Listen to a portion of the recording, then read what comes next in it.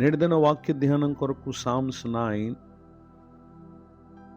9th stanza 9వ కీర్తన 9వ చరణంలో రాయబడిన వాక్యాన్ని చదువుకుందాం. నలిగిన వారికి తాను మహాదుర్గమగును.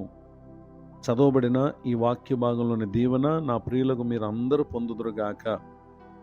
వాక్య ధ్యానం కొరకై ప్రార్థన. కృపగల మా తండ్రి, మీ కొందనాలు. నేడు చదవబడిన ఈ వాక్య భాగం ద్వారా మాతో మాట్లాడి మమ్మలను బలపరచుమని యేసుక్రీస్తు నామములో ప్రార్థిస్తున్నాను తండ్రి, ఆమెన్. చదవబడిన ఈ వాక్య భాగంలో పరిశుద్ధాత్మ దేవుడు తెలియపరుస్తున్నటువంటి మాట ఏంటంటే, ఎవరైతే దేవుని నిమిత్తం ఈ లోకమందు పలు విధములైనటువంటి హింసలకు, బాధలకు, నిందలకు, అది ఇంటి వారిని బట్టయినా, బంధుమిత్రులను బట్టయినా, రక్త సంబంధికులను బట్టయినా, లేదా ప్రభుని ఎరుగని వారిని బట్టయినా, అట్టి వారందరికీ ప్రభువే ఆయన మహాదుర్గమగును, అనగా వారికి దేవుడే ఆధారంగా ఉంటారు. వారు దేవునిపై మాత్రమే ఆధారపడగలిగినటువంటి వ్యక్తులుగా ఉండుటకు ప్రభువారు ఆయన మహాదుర్గమై ఉన్నారు. ఈ మాటలు వింటున్న నా ప్రియ సహోదరి సహోదరులు, ప్రభు నిమిత్తం ఈ లోకంలో జీవించటం అది పలు పరిస్థితుల్లో చాలా కష్టము, బాధగా మనకు ఉంటుంది.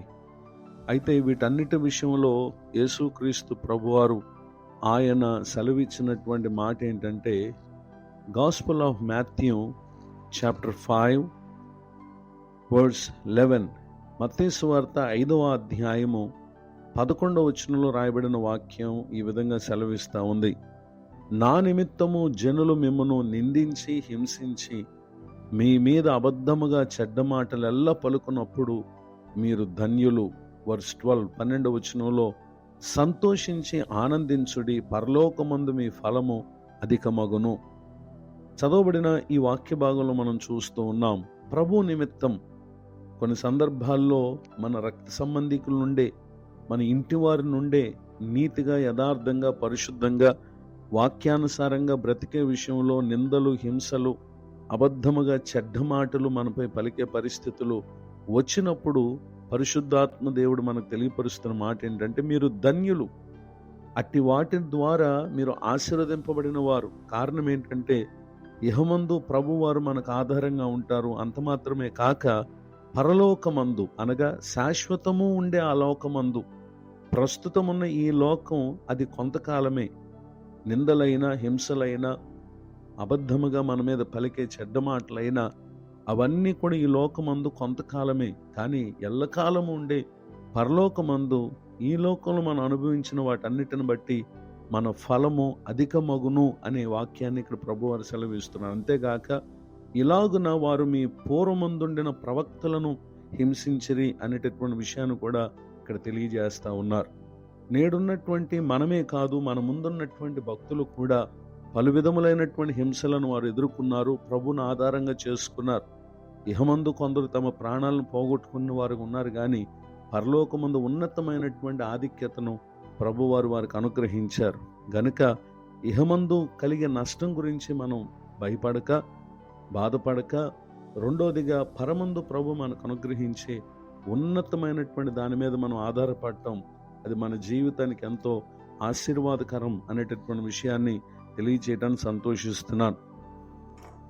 బుక్ ఆఫ్ ఐజయా చాప్టర్ 9:1, యెషయా గ్రంథం 9వ అధ్యాయం 1వ వచనంలో, అయినను వేదన పొందిన దేశం మీద మబ్బు నిలవలేదు. పూర్వకాలమున ఆయన జెబూలూను దేశమును, నఫ్తాలి దేశమును అవమానపరిచెను. అంత్యకాలమున ఆయన సముద్ర ప్రాంతమును, అనగా యొర్దాను అద్దరిని అన్యజనుల గలిలయ ప్రదేశమును మహిమగల దానిగా చేయుచున్నాడు. చదవబడినటువంటి ఈ వాక్య భాగంలో యెషయా ప్రవక్త ద్వారా ప్రభువారు జెబూలూను, నఫ్తాలి దేశములను గూర్చి ఇక్కడ తెలియపరచటను మనం గమనించగలం. నిజమే, వారు తమ కాలమందు అష్షూరీయుల చేత ఎంతగానో వారు బాధను పొందినటువంటి పరిస్థితులను గూర్చి ఇక్కడ ప్రవక్త ద్వారా ప్రభువారు ముందుగా తెలియపరచడం మనం గమనించగలం.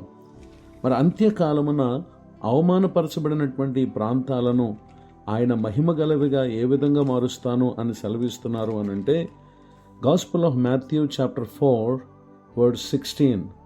మత్తయి సువార్త 4వ అధ్యాయం 16వ వచనం రాయబడినటువంటి వాక్య భాగంలో మన ప్రభువైన యేసుక్రీస్తు వారు ఆయన శరీరధారిగా లోకానికి వచ్చి 30వ సంవత్సరం ఆయన బాప్తిసం పొంది అపవాది చేత అరణ్యంలో శోధింపబడిన అనంతరం ఆయన మొట్టమొదటిగా దర్శించినటువంటి ప్రాంతం ఏదైతే అశూరీయుల చేత అవమానపరచబడినటువంటి ప్రాంతంగా ఉందో ఆ సముద్ర తీర ప్రాంతములనే ఆయన మొదటిగా దర్శించినటువంటి విషయాన్ని ఇక్కడ మనం గమనించగలం. ఈ మాటలు వింటున్నటువంటి నా ప్రియ సహోదరి సహోదరులు, ఎవరైతే నలిగినటువంటి వారుగా ఉన్నారో ఆయనను ఎవరైతే ఆధారంగా చేసుకుంటారో ఆధారభూతుడైనటువంటి దేవుడు వారిని అన్నడూ కూడా విడిచిపెట్టడు. ఈ మాటలు వింటున్న నా ప్రియ సహోదరి సహోదరులు, భూమి మీద ప్రభు నిమిత్తం పలు విషయాల చేత ఒకవేళ మీరు ఇబ్బందులను ఎదుర్కొంటున్నారా? అధైర్యపడకండి. నేడు విన్న వాక్య ప్రకారంగా మనకు వాగ్దానం చేసినటువంటి దేవుడు ఆయన నిశ్చయముగా మనకు ఆధారముగా ఉంటారు. మనుషులు మనం సంపాదించిన ధనము ఇంకా పలు విషయాలు మన కష్టాల్లో మన ఇబ్బందుల్లో మనకు ఆధారం కాకపోవచ్చు, కానీ మన ప్రభువైన యేసుక్రీస్తు వారు నిశ్చయముగా ఆయన మనకు ఆధారంగా ఉంటారు. ఇట్టి ఆధారభూతుడైన దేవుడు రానున్న కాలాల్లో మీ ప్రతి పరిస్థితుల్లో మీకు తోడే నడిపించి ఆదరించి కాపాడునుగాక. ఆమేన్. ప్రార్థన. కృపగల తండ్రి, వందనాలు. నేడు విన్న ఈ మాటల ద్వారా మమ్మల్ని మీరు బలపరిచినందుకు స్తోత్రం. పరిచయలో ప్రయాసపడుతున్న సేవకులను వారి కుటుంబాలను సేవా పరిచయను దీవించండి. నూతన సంవత్సర దయాకిరీటను పొందిన మా ప్రియులను ఆశీర్వదించండి. కృపాక్షేమములు రానున్న కాలాల్లో మీరు నిశ్చయముగా మా ప్రియులకు అనుగ్రహించి నలిగినటువంటి వారికి నువ్వు నాయన మహాదుర్గముగా ఉంటానని సెలవిచ్చిన వాగ్దానం మా ప్రియుల ఎడల నెరవేర్చమని యేసుక్రీస్తు నామములో ప్రార్థిస్తున్నాను తండ్రి. ఆమేన్. తండ్రి, కుమార, పరిశుద్ధాత్మ దేవుడితోడు నడిపించునుగాక. ఆమేన్. నేడు విన్న